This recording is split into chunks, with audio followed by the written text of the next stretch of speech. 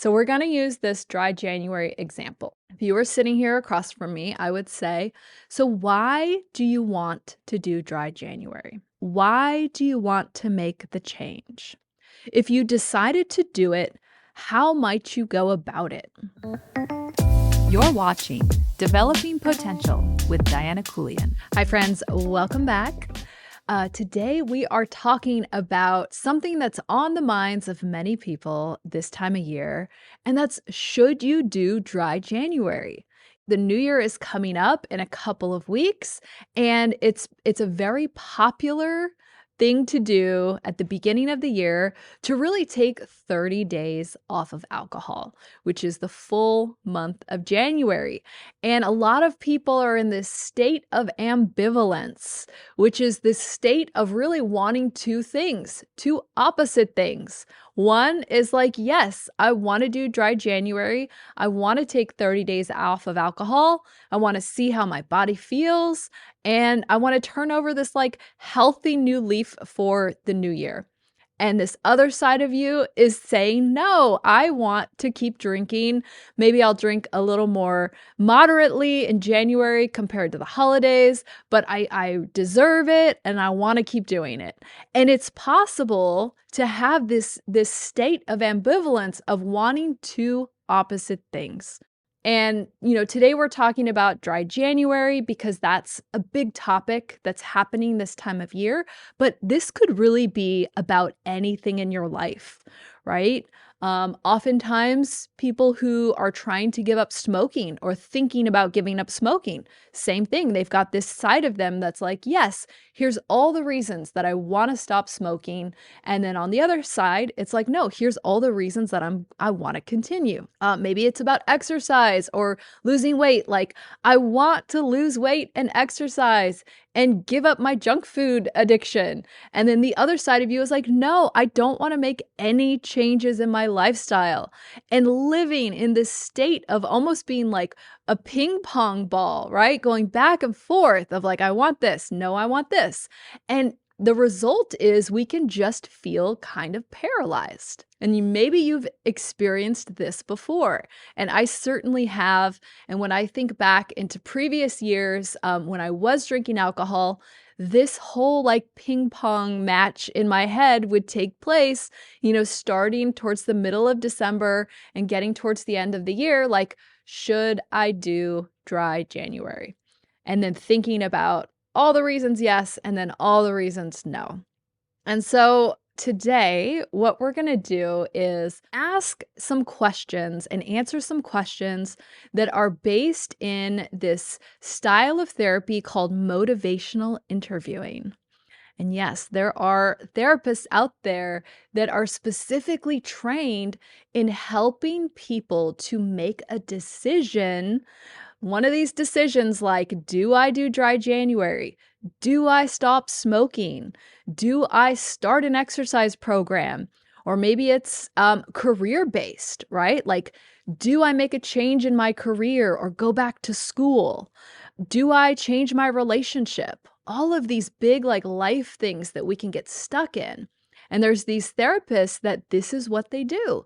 You meet with them and they are trained at really helping you make a decision and then building these resources within yourself to support the decision that you made.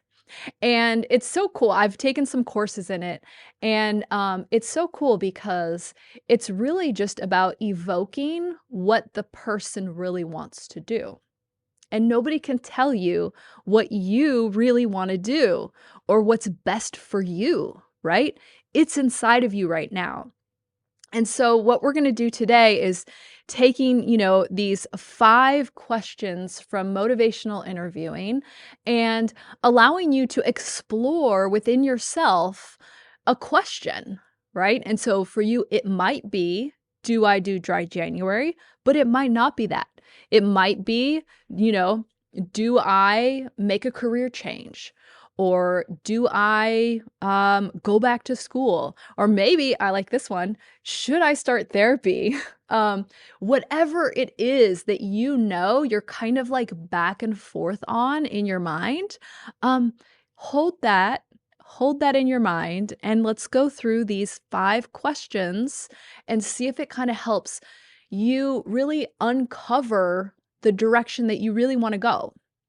So the first one is, why do you want to make the change?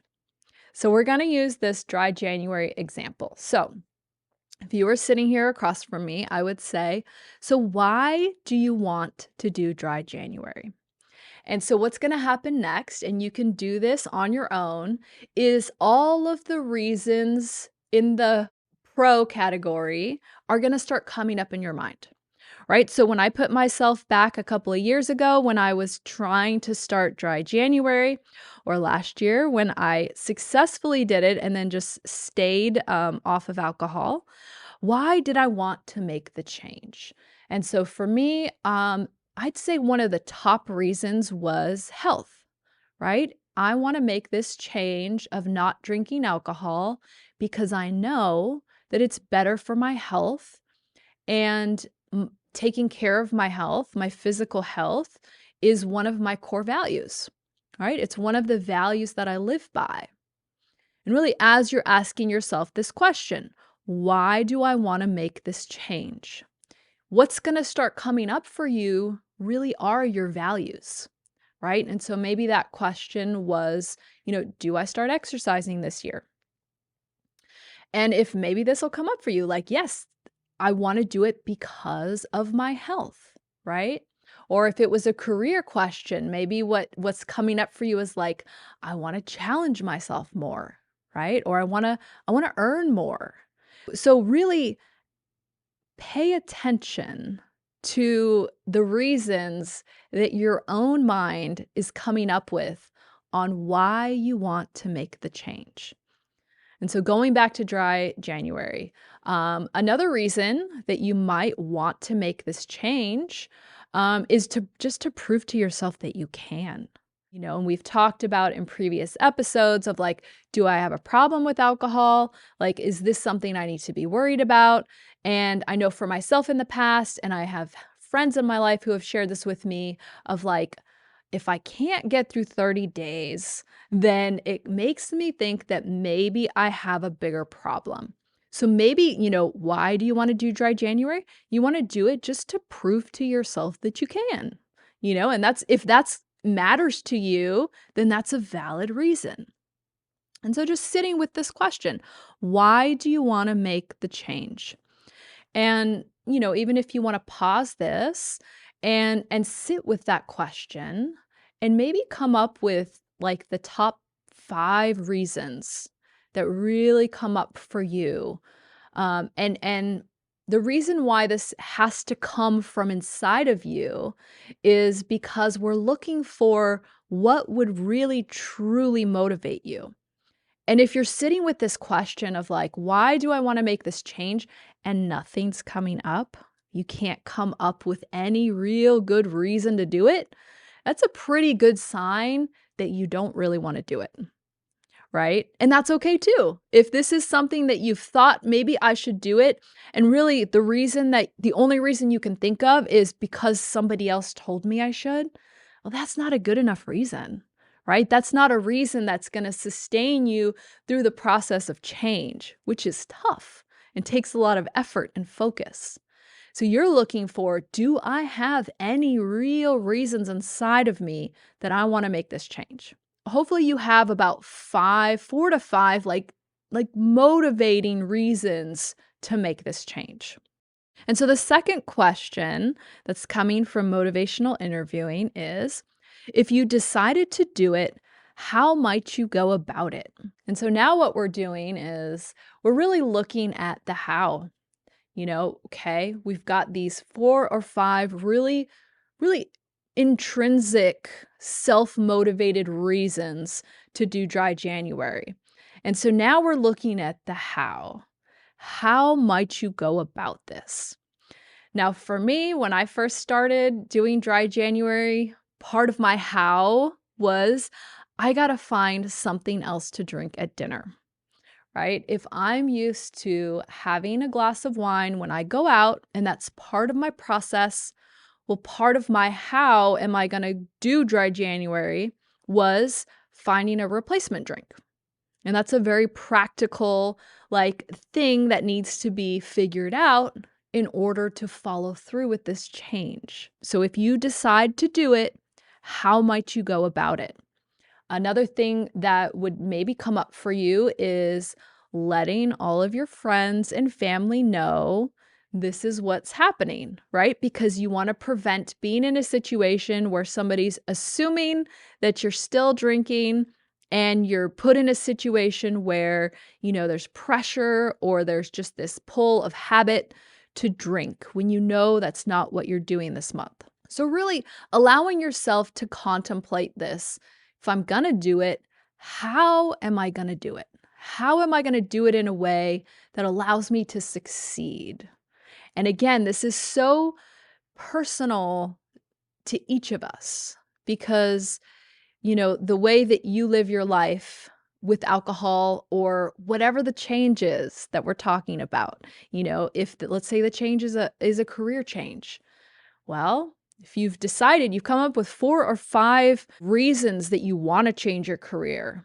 And now we're asking okay, if you're really deciding to do this, how would you do it? And for me, in changing my career a couple of years ago, my first step was well, I got to go back to school for this specific field. I need to get an education. And so really looking at what do the next steps look like in moving towards this goal and this change. So the third question that we're going to ask ourselves is, what are the 3 best reasons for you to do it? So we're kind of going back to making sure that we're really anchored enough in the motivation to do it. So what are the 3 best reasons for you to make this change? And so going back to this whole idea of dry January, for me, it was health. And then it was really wanting to remove brain fog. I really kind of could feel that when I would drink, I would get this brain fog.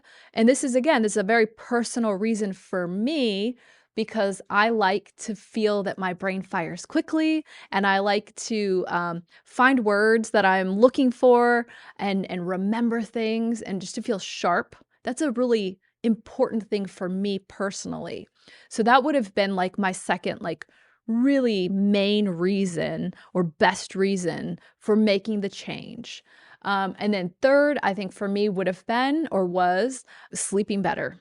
So, doing dry January, if it's your first time doing it, something that across the board people experience and enjoy is better sleep.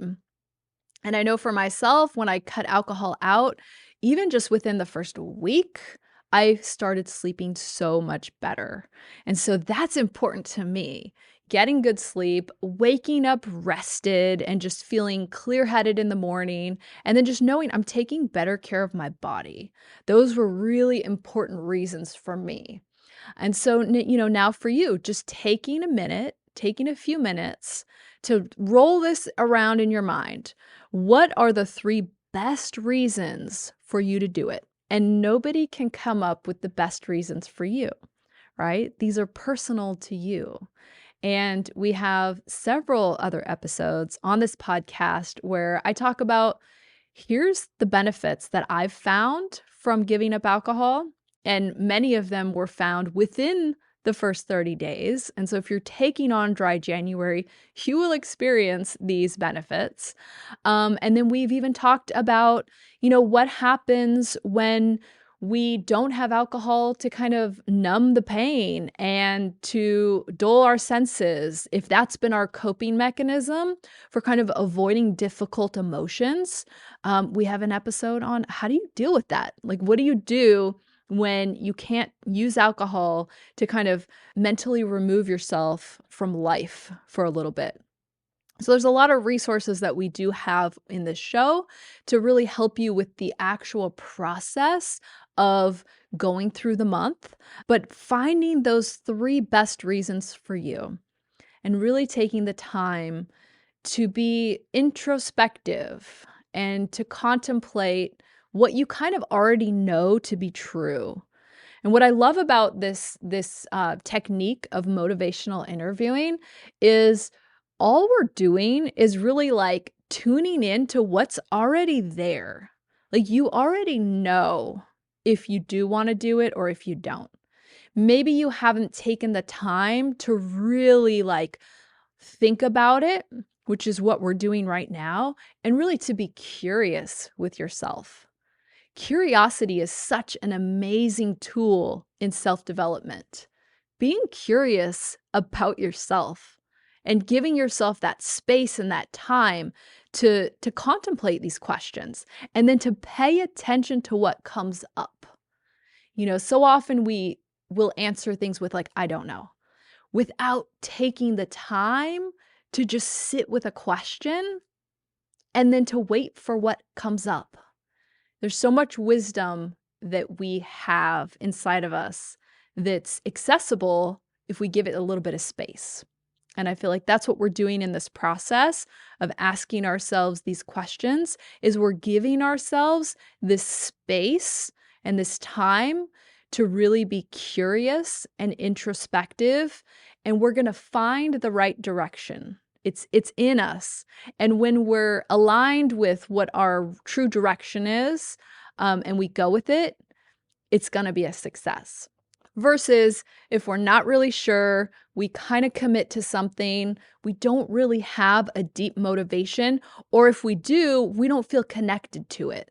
And that's when we can kind of start something, like maybe you start Dry January, but then 4 or 5 days in, you kind of give it up and you're like, okay, that was a silly idea. I don't really need to do this. But maybe it's because you didn't take enough time to really connect with the reasons you have inside to do it. So the fourth question here from motivational interviewing is, on a scale of 1 to 10, and 1 is just a little bit and 10 is a big, huge amount, how important is this to you? So just take a minute to think to yourself, how important is it to you to do Dry January? Is it like a 3? Is it maybe a 4? Like it's kind of important, but you're like, it's not really up there. And then the next question is really tricky, because let's say it's a 3 for you. You're like, it's a 3. I kind of want to do it, but I'm not feeling a huge amount of motivation. And then we ask this question. We say, well, why isn't it a 0? So essentially, there is some motivation there, right? Why isn't it a 0? What's that motivation that's sitting there to make it a 3? And again, this requires kind of giving yourself some space, getting introspective, and coming to yourself with some curiosity. Like why isn't it a 0? Why do I have 3 points of motivation towards Dry January? And when you go inside and you kind of poke around and try to find it, we're probably going to go back up to some of your previous answers of, why do you want to make the change? And then what are your best reasons for doing it, right? There's some motivation there. The question is really just, what do we have to do to get it to a 10? Because you already have some motivation going. So spending more time going inside and really just paying attention to what your own wisdom is trying to tell you as far as what's good for you and what you want to do. The final question here in our little motivational interviewing session is, do you think you'll do it? So this is kind of the point in the session where we're gonna maybe make a decision, and to directly, ask yourself, like, do I think I'm gonna do this? Did I uncover enough reasons for doing this, for making this change? Am I there yet? From this state of ambivalence of like, yes, I want to do this, but I also want to do this opposite thing, right? I want to give up alcohol for Dry January, but I don't want to give up my wine at night. These two opposite things. Do you think you'll do it? Have we got enough momentum, enough motivation going to sway you in one direction or the other? And if you picture yourself sitting on a fence, it's like, which side are you going to get off on, right? And giving yourself enough time with these other previous questions to really give an answer that you stand behind. So a quick recap of these questions when you are in a position of trying to make up your mind on something. And the example is dry January. So the first question to ask yourself is, why do I want to make the change? And just seeing what comes up, allowing curiosity and space and introspection to have some wisdom come up. And the second question, if you did decide to do it, how might you go about it? And then you might be surprised at how many good ideas are right below the surface. And the third question, what are the 3 best reasons for you to do it?